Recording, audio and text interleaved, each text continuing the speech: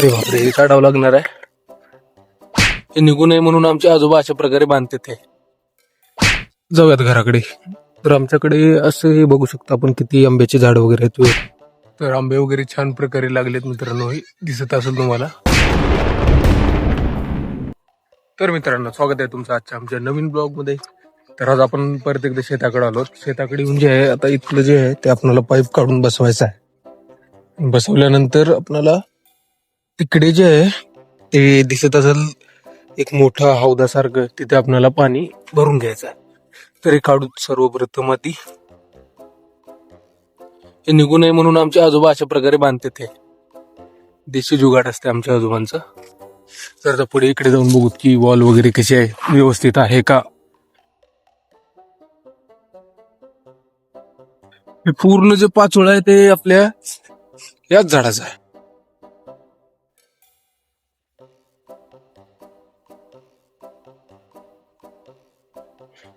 तर हा बंदच आहे आणि इकडे चालू आहे, म्हणजे एकदम आपल्याला जसं पाहिजे तसं आहे सध्या तरी. आता आपण जाऊयात. आणि हे आमच्या गावामध्ये एक मोठी टाकी बांधलेली आहे, पण हे चालू कधी होईल हे काही कोणाला माहितीच नाही. याच्यासाठी इथून जे आहे पूर्ण रानामधून खंदून वगैरे पाईपलाईन घेतली होती, पण परत ते काही कधी यूज मध्ये आलीच नाही टाकी. त्याचं पुढलं काम पण झालं नाही असं वाटतंय आम्हाला. आज होतंय आपला विषय नाही. आपण जे आहे ते आपल्या ब्लॉगवर ध्यान द्यायला पाहिजे. आणि थोडे ब्लॉग रेग्युलर आहेत, पण थोडं कधी कधी काय होतंय की बाबा आपण मागचे ब्लॉग टाकतोय कधी कधी, कारण एक्झाम चालू झालेली आहे आमची. म्हणजे एक्झाम चालू होणार आहे पण प्रिपरेशन करावं लागणार आहे, कारण आम्ही अगोदर अभ्यास केलो नाही. अगोदर असंच व्हिडिओच्या नादात किंवा इतर काही कामामध्ये बिझी असल्यामुळे अभ्यास झाला नाही. काही प्रॉब्लेम नाही, आम्ही परत एकदा अभ्यास करायला सुरू केलोय. थोडं फक्त ऍडजस्ट करून घ्या, बाकी जे आहे ते तुम्हाला एकदम छान ब्लॉग बघायला मिळतील पुढे. तर आता मोटर चालू करून घेतो आपण. अरे बापरे, हे काढावं लागणार आहे.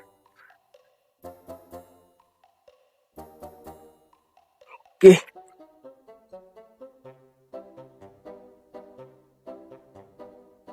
तर अशा प्रकारे इथं पाणी आता भरलं जाईल. तर आत्ताच आम्हाला अशी ऑर्डर आली की आम्हाला जे आहे ते आंब्याच्या झाडांमधून आंबे घेऊन जायचं, म्हणजे थोडक्यात. तर आता आंबे घेऊन जायचं आणि त्यांना काहीतरी घरची चटणी वगैरे वाटायची आहे, म्हणून आता आपण आंबे घेऊन जाऊयात घराकडे. तर आमच्याकडे असं हे बघू शकता आपण किती आंब्याची झाड वगैरे आहेत व्यवस्थित. इकडे एक लाईन आहे आणखी, आणि इकडे जास्त आंब्याची नाही, तिकडे आहेत पण तिथे आणखी लागले नाही. तिकडे जांबाचे वगैरे झाड आहेत. आपण इथून जे आहे ते आंबे लागलेले आहेत हे बघू शकता आपण. इथं आंबे आमची इथं.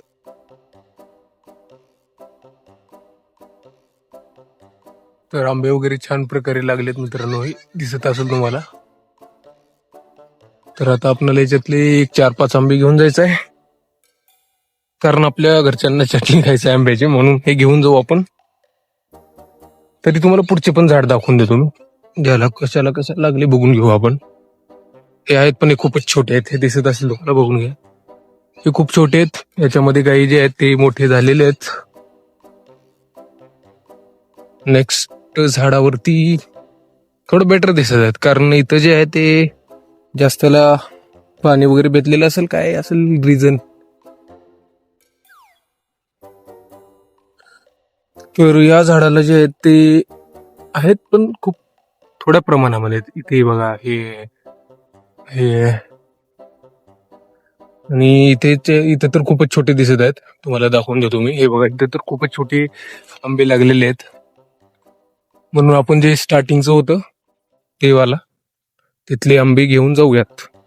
बाकी आता इकडे पण आहेत, पण आता इकडे आपण जायचं नाही, कारण आपण बाकी पण इतर काम आहेत. त्याच्यामुळे आता अगोदर आता इथले आंबे घेऊन जाऊ आपण.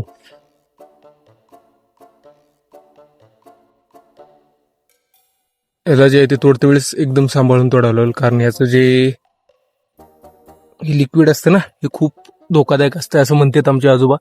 डोळ्यामध्ये वगैरे गेल्यानंतर हे खूप हानिकारक असते, म्हणून हे जे आहे असं घासून घ्यायचं, म्हणजे आपल्या खिशात वगैरे ठेवल्यानंतर आपल्या कपड्यांना, शर्टला, पॅन्टला लागणार नाही.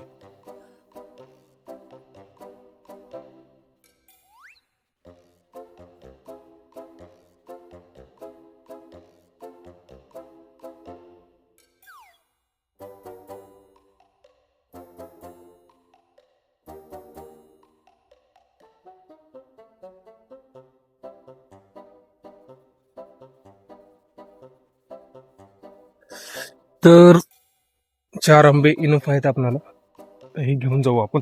हे आणखी झालं नाही व्यवस्थित. तर सध्या 4 इनफ आहेत, एवढे घेऊन जाऊ. तर ऑलमोस्ट आपलं हाऊस जो आहे तो भरून झालेला आहे. आणि आणखी एक गोष्ट दाखवतो मी तुम्हाला. हे अशी जी बॉटल आहे हे कोणी कोणी यूज करते सांगा. याच्यामध्ये जे ते फ्रीज पेक्षा छान पाणी एकदम थंड वगैरे होते, हे बऱ्याच लोकांना माहिती असेल. अशी बॉटल कोण कोण वापरते हे कमेंटमध्ये नक्की सांगा तुम्ही. तर आता आपण परत जाऊयात गावाकडे.